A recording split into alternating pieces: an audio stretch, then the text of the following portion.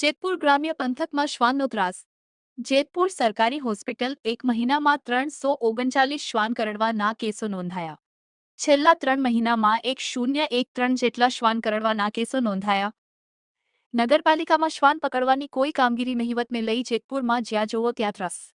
જેતપુર શહેરમાં રખડતા ઢોર બાદ હવે રખડતા શ્વાનનો આતંક સામે આવ્યો છે. ત્યારે શહેર અને ગ્રામ્ય વિસ્તારોમાં રખડતા શ્વાન કરડવાના બનાવો વધતા લોકોમાં ભય ફેલાયો છે. જેતપુર શહેરમાં રખડતા શ્વાન બચકા ભરતા હોવાના બનાવો વધતા લોકોમાં રોષ જોવા મળી રહ્યો છે. શહેરના અનેક વિસ્તારોમાં રખડતા શ્વાન જોવા મળે છે અને લોકોને બચકા ભરતા હોવાથી લોકોમાં પણ એક પ્રકારનો ભય જોવા મળી રહ્યો છે. ત્યારે ગઈકાલે જ 25 જેટલા વ્યક્તિઓને રખડતા શ્વાન કરતા ઈજાગ્રસ્તને સારવાર અર્થ સરકારી હોસ્પિટલમાં ખસેડાયા હતા. જેમાંથી શ્વાને 2 બાળકને પણ બચકા ભરતા તેને પણ સારવાર લેવાની ફરજ પડી હતી. સાથે જ વિસ્તારમાં રખડતા શ્વાન મોટાભાગે શેરીઓમાં રમતા બાળકોને કરડવાના બનાવો પણ વધી રહ્યા છે. સાથે જ જ્યારે રોડ ઉપરથી બાઇક ચાલક, રાહદારીઓ અને કાર ચાલક જ્યારે પસાર થાય છે, ત્યારે કાર અને બાઇક પાછળ પણ શ્વાન દોડતા હોવાથી અકસ્માત થવાની સંભાવના રહે છે અને શ્વાન કરડવાનો લોકોને ભય લાગે છે. સાથે સ્થાનિકો દ્વારા અનેકવાર પાલિકામાં રજૂઆત કરવા છતાં પણ આજ દિન સુધી કોઈ કામગીરી કરવામાં આવી નથી. ત્યારે તાત્કાલિક રખડતા શ્વાનને પકડવાની માંગ લોકોમાં ઉઠી છે. વીઓ જેતપુર શહેરમાં છેલ્લા 1 મહિનામાં શ્વાને બચકા ભર્યા હોવાના 339 જેટલા કેસો સરકારી હોસ્પિટલમાં નોંધાયા છે. સાથે છેલ્લા 3 મહિનામાં રખડતા શ્વાન કરડવાના 1013 જેટલા કેસો નોંધાયા છે. ત્યારે રખડતા શ્વાન કરડવાના બનાવોમાં સતત વધારો થતો જોવા મળી રહ્યો છે. ત્યારે પાલિકા તંત્રે શ્વાન પકડવાની કામગીરી સાથે ખાસીકરણ કરવાની કામગીરી જરૂરી છે, જેથી શ્વાન કરડવાના બનાવો બનતા અટકે. વિવો જેતપુર શહેરમાં દિવસે દિવસે નગરપાલિકાની નિષ્ક્રિયતાને કારણે શ્વાન કરડવાના બનાવો વધી રહ્યા હોય તેમ માર્ચ મહિનામાં 333, એપ્રિલમાં 341, મે મહિનામાં 339 કેસ, કુલ 1013 જેટલા શ્વાન કરડવાના કેસો હોસ્પિટલમાં નોંધાયેલ. વીઓ શહેરમાં રખડતા શ્વાનના ત્રાસ બાબતે પાલિકાના ચીફ ઓફિસર સાથે વાતચીત કરતા જણાવ્યું હતું કે ગઈકાલે જે જગ્યાએ શ્વાનના બચકા ભરવાના બનાવ બનેલ ત્યાં ટીમ મોકલી શ્વાનને પકડી લેવામાં આવેલ. સુપ્રીમ કોર્ટની ગાઈડલાઈન મુજબ એનિમલ હોસ્ટેલની જગ્યાની માપણી સીટ આવી ગયેલ છે અને ફી પણ ભરાઈ ગઈ છે. ટૂંક સમયમાં એનિમલ હોસ્ટેલ બની જશે. સુપ્રીમ કોર્ટની ગાઈડલાઈન મુજબ શ્વાન ગણતરી કરવાની પ્રક્રિયા માટે ટેન્ડર બહાર પાડેલ, પરંતુ કાર્યવાહીનો થતાં હવે ફરી કાર્યવાહી કરવામાં આવશે. પાલિકા દ્વારા ખસીકરણ અને રસીકરણ બાબતે રાજ્ય સરકારમાં દરખાસ્ત કરેલ હતી તે ત્યારે ટૂંક સમયમાં જ ટેન્ડરિંગ પ્રક્રિયા કરીને એજન્સીને કામ આપી રખડતા શ્વાન પકડીને ખાસીકરણ અને રસીકરણની કામગીરી શરૂ કરવામાં આવશે. સાથે રખડતા શ્વાન મુદ્દે પાલિકા તંત્ર સજાગ હોવાનો દાવો કર્યો હતો. ત્યારે જેતપુર શહેરના લોકોના રખડતા શ્વાનના ત્રાસમાંથી પાલિકા ક્યારે મુક્તિ અપાવશે તે સમય બતાવશે. SX24 ન્યૂઝ ગુજરાતી સાથે હેમંત શેખવા, જેતપુર. હાલ છેલ્લા 3 માસના માર્ચ, એપ્રિલ અને મે 2026ના કૂતરા કરડવાના જે કેસોના આંકડા જોઈએ તો અંદાજિત 1000 જેવી સંખ્યા થવા જાય છે. એટલે રફલી પર મંથલી 300 થી 350 વચ્ચેનો આંકડો થવા જાય છે. અને જે કૂતરા કરડવાના કિસ્સાઓ હોય છે એમાં જ્યારે દર્દી સારવાર લેવા આવે ત્યારે સૌ પ્રથમ તો એને જ્યાં કૂતરું કરડ્યું એ ભાગને સાબુ પાણીથી સાફ કરીને ક્લીન કરવાનું હોય છે. અને આ ઉપરાંત તેને સારવાર માટે 2 પ્રકારના ઇન્જેક્શનો આપવાની જરૂરત હોય છે. જો સાદું કૂતરું કરડ્યું હોય તો માત્ર એન્ટીરેબિક વેક્સિન એટલે કે વેક્સિનના ફોર્મમાં ઇન્જેક્શન આપવાના હોય છે, જેનો જથ્થો આપણી પાસે પૂરતા પ્રમાણમાં છે.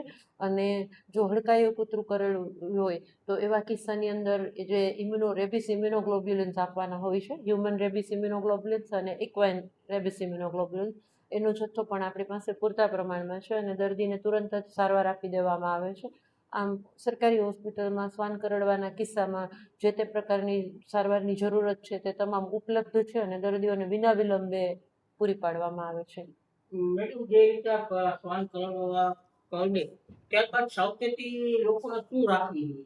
એટલે સૌથી પહેલું તો કદાચ દર્દી પોતાના ઘરે હોય તો પણ એને તરત જ 10 મિનિટ સુધી સાબુ પાણી વડે જે નળ ચાલુ નળ હોય એની નીચે પગ મૂકી અને પગ કે હાથ કે જે ભાગમાં કૂતરું કરડ્યું હોય તે ભાગને ચાલુ નળ નીચે રાખી સાબુ પાણીથી સખત સાફ કરવું જોઈએ.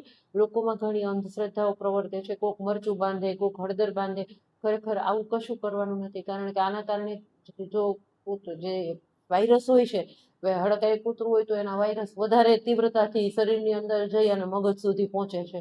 એટલે જે આવી જે માન્યતાઓ પ્રવર્તે છે એ લોકોએ કાઢી અને સાબુ પાણીથી ખૂબ સારી રીતે સાફ કરવું જોઈએ. જો એ ભાગને 10 મિનિટ સુધી સાબુ પાણીથી સાફ કરવામાં આવે તો કદાચિત પણ જો હડકાયું કૂતરું હોય અને એના વાયરસ કે ઇનોક્યુલેટ થયા હોય તો એ તરત જ એમાંથી નીકળી જાય છે અને દર્દીને હડકવા થવાના ચાન્સીસ ઘટી જાય છે ખૂબ. સર, જેતપુરમાં શ્વાન કરડવાના કિસ્સાઓ છે તે વધી રહ્યા છે. ગઈકાલે એક જ દિવસમાં 25 જેટલા શ્વાન કરડવાના બનાવો હોસ્પિટલમાં નોંધાયા છે અને છેલ્લા 3 મહિનામાં 1000થી વધારે જેતપુર પંથકમાં શ્વાન કરડવાના બનાવો બન્યા છે. નગરપાલિકા દ્વારા કેમ કોઈ કાર્યવાહી કરવામાં નથી આવતી? નગરપાલિકા દ્વારા જે જગ્યાએ શ્વાન કરડવાના કિસ્સાઓ આવે છે ત્યાં નગરપાલિકા પાસે કોઈ ટ્રેન સ્ટાફ ન હોય છતાં પણ નગરપાલિકા દ્વારા એક કૂતરા શ્વાન જે કરડે છે એક કૂતરાને પકડવાની કાર્યવાહી કરવામાં આવે છે. તમારા દ્વારા જે કહેવામાં આવ્યું છે કાલના દિવસમાં એ કૂતરાની નગરપાલિકા દ્વારા મોડે સુધીમાં પકડી લેવામાં આવેલું હતું. વધુમાં જે કૂતરાઓ માટે થઈને જે સુપ્રીમ કોર્ટની ગાઈડલાઇન છે, માનની સુપ્રીમ કોર્ટની ગાઈડલાઇન અનુસાર આપણે જે એનિમલ હોસ્ટેલની માંગણી કરેલી છે અને એના માપની ફીસ પણ ભરાઈ ગઈ છે. માપની સીટ આવ્યેથી કલેક્ટર સાહેબના તરફથી હુકમ થઈ હતી.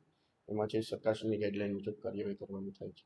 શ્વાન કરડવાની જે બાબતો દિવસે ને દિવસે વધી રહી છે તો આપણા દ્વારા રસીકરણ કે કોઈ એની રસી કે કંઈ કાર્યવાહી કરવામાં આવશે આગામી સમયમાં? આગામી સમયમાં નગરપાલિકાના જે નામદાર સુપ્રીમ કોર્ટની ગાઈડલાઇન મુજબની જ કાર્યવાહી કરવાની થાય છે. એ મુજબ નગરપાલિકા દ્વારા ફર્સ્ટ એટેમ્પ્ટનું કૂતરાઓની ગણતરી માટે થઈ અને ટેન્ડર બહાર પાડવામાં આવેલું હતું. પરંતુ એ ટેન્ડરોની અંદર કોઈ પર્ટિક્યુલર કયા વિસ્તારમાં અને ટેગનો ને એનો એજન્સી દ્વારા ઉલ્લેખ ના કરવામાં આવેલો, જે માટે થઈને હવે નગરપાલિકા દ્વારા રીટેન્ડર કરવામાં આવશે.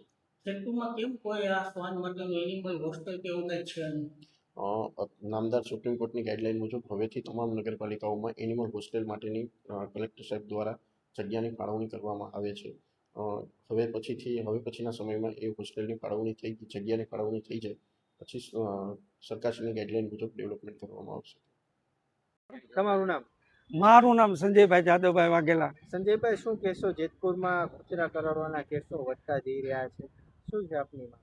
હવે અમારી માંગણી એવી છે, અથવા લોકોની પણ જેતપુર નગરપાલિકાના લોકોની માંગણી પણ એવી છે કે આ જે જેતપુર નગરપાલિકામાં જે કૂતરા કરડવાના બનાવો બને છે અવારનવાર, એનું સખત મોનિટરિંગ થઈ રહ્યું નથી.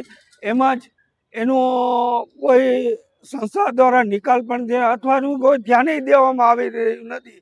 એના કારણે આ બનાવો બને છે અને એનો ભોગ જેતપુર નગરપાલિકાની પ્રજા ભોગવી રહી છે. ખાસ કરીને જે આ કૂતરા પડવા પહેલા પકડવામાં આવતા, પરંતુ હવે કોઈ પ્રકારની કાર્યવાહી નથી કરવામાં આવતી, શું કહેશો? એ જ મારું કહેવાનું છે કે જે કોઈ ઓફિસ દ્વારા અથવા સેનિટેશન દ્વારા એનું કોઈ મોનિટરિંગ થતું નથી.